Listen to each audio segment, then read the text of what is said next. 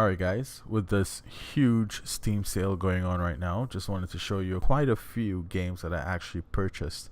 Now, I usually acquire most of my games from bundles, so purchasing a game it needs to be really meaningful to me, and it needs to be at a really good discount. So, let's just start. So the Club is not an indie game, it's from Sega. I originally had this on Xbox 360. I really wanted it because it's like a very minimal story to no story at all shooter where you kind of just go around and like you have objectives to kill other people and you go about doing that. And that was really appealing to me. That's one of the reasons I actually bought this. $2.99? That's a steal. Okay, up next is Flight Control HD. Now, I love Flight Control on my phone. I don't really have too many games on my phone anymore because storage is so limited. I have the perfect tablet PC, which I really need to do a video on. That's perfect for playing this. Looking forward to playing this. This has native touch controls. Alright, Postal. It was 50 cents. So the footage that I'm showing you is actually from Postal Redux, which is a Unreal Engine remake of the original Postal from 1997. It has double analog stick controls, so it's basically a twin stick shooter. It's an isometric shooter, and it's made with Unreal Engine 4, and it runs really nicely, and it has achievements and all that stuff. It's $1.43 in the Steam sale right now. I was just being really cheap and buying for 50 cents. I really do recommend you spend the extra dollar and get this game. The 39 Steps is a visual novel and it looked really good. It was cheap. It was 90% off. It got decent reviews. Had few reviews, but still really good reviews. And I've never played a visual novel before, and I'm looking forward to playing this one. Brothers: A Tale of Two Sons. Now, $1.49 is a really good deal for this game. You have to team up with someone and you have to rely on that other person to actually beat the game. I think it's this cheap. I think it was 90% off because the creators of this game came out with a new game. They actually announced it for E3 and a big publisher is publishing. I think it's EA. So I think this sale correlates to that announcement. Super Sanctum TD. This is a tower defense game. That's what the TD stands for. And I've been looking for a good tower defense game, and this looked like it might fill that gap. For 79 cents, I'll take a shot. The reviews were good. Crimson Clover: World Ignition. This game originally came out in 2010 for Windows, and this is just a revamped version with Steam Cloud, achievements, all these things like that, and it has overwhelming positive reviews on Steam. It's reminiscent of games such as Ikaruga, which is personally one of my favorite bullet hell games. This was cheap enough, definitely looking forward to trying it. You Must Build a Boat is 59 cents. It has touch controls, one of the reasons that I'm really purchasing it. It's a match 3 game with a light puzzle element behind it. It looks good. I'm looking forward to playing this. It also has good reviews. Yet another zombie defense. So I saw someone playing this game on YouTube and I thought it looked brilliant, and it definitely looked like something that I wanted to play. 49 cents, no brainer to try it out. One Finger Death Punch. The reviews on this game are fantabulous. You use, I think, 2 buttons on the mouse and you basically just beat stuff up as it comes to you. So I'm really looking forward to playing this game and seeing how fun it actually is. Slender The Arrival is a first-person horror game. It has control support. It looks a little bit old schooly, but it's a pretty modern title. It's actually the 3rd installment in the series. I've had it in my wishlist for a while and looking forward to playing this one, even though I don't know how I can play because I'll be way too scared. Okay, Neighbors from Hell. Now this is like an old school game. It has that claymation look to it and it looks pretty funny. Even though it's old school, it's not something that I really knew about. So I'm really looking forward to playing this. The reviews are overwhelming. Alright, Pro Wrestling X, $7.99, one of the more expensive titles you'll see in this purchase. I like to support indie devs, especially when they're doing something that I really want.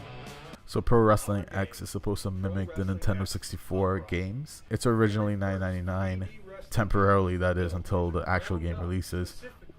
This game is taking forever to create, but they're creating and they're building and it's coming along. Transistor is a sci-fi themed action RPG from the creators of Bastion. They have a lot of awards, about over 15,000 reviews, overwhelmingly positive, and it's at a deep discount, 85% off. This is originally a $20 game.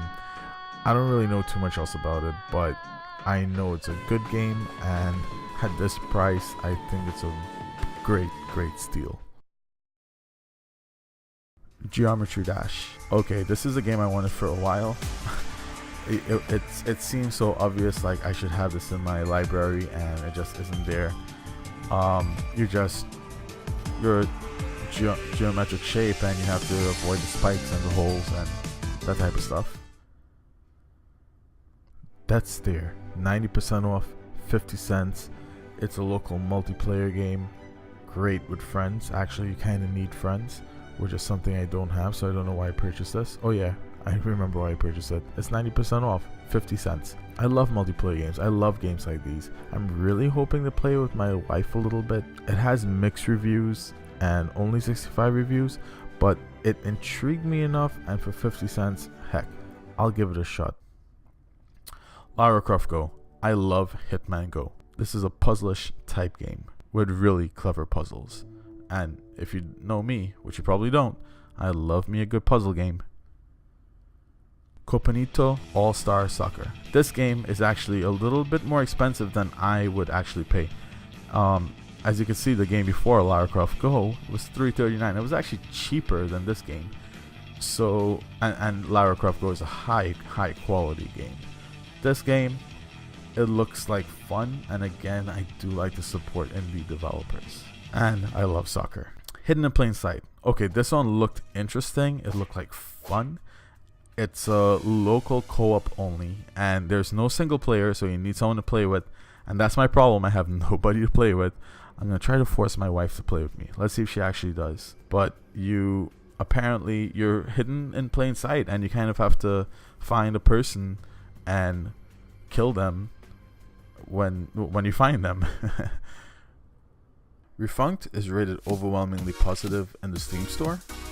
It has over 5,000 reviews, and for 98 cents, I mean, just look at this game. It looks beautiful.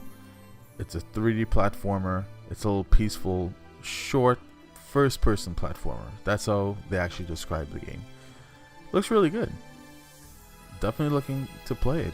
The graphics look great. Carmageddon TDR 2000. So the TDR stands for Total Destruction Racing. This game is really known as Carmageddon 3 in the United States. This game will not have modern controller support, but with Steam's built-in controller system, you could definitely remap a few buttons. The game does have mixed reviews online, and the publisher has posted 3 warnings on the main page of this game. The only reason it has the mixed reviews is because it crashes sometimes. They have fixes, they have little things that you could do, but just take that into consideration. For $2.50, I have really wanted to play Carmageddon. I played it on my iPad and loved it, and I really want to see it on my big screen.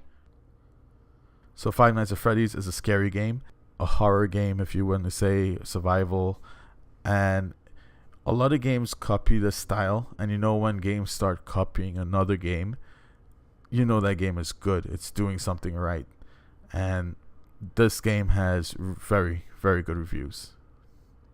Super Puzzle Sisters for $1.99.